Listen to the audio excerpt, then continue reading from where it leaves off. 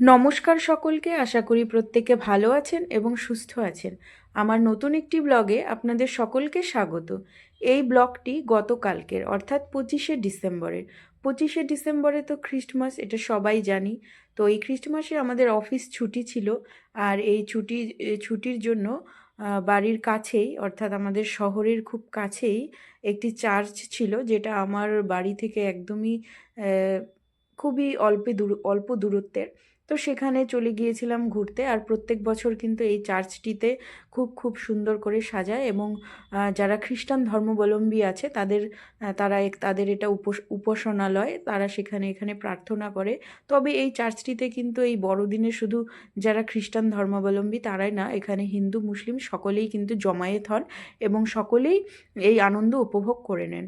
তো এই চার্চটিতে আমি আর আমার এক ফ্রেন্ড চলে গিয়েছিলাম। তো আমরা বিকেলবেলায় গিয়েছিলাম।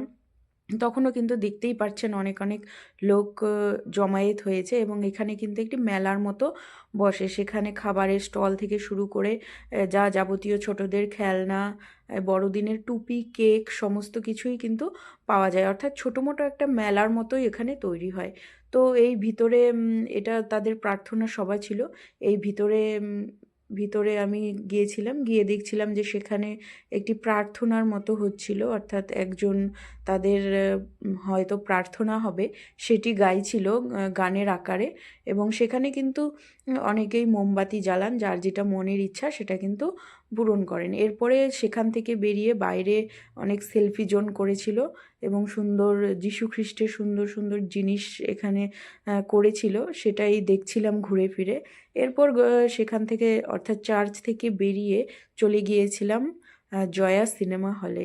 আজ 25শে ডিসেম্বর সুপারস্টার দেব, আমি দেবের মহা বড় ভক্ত বলা চলে।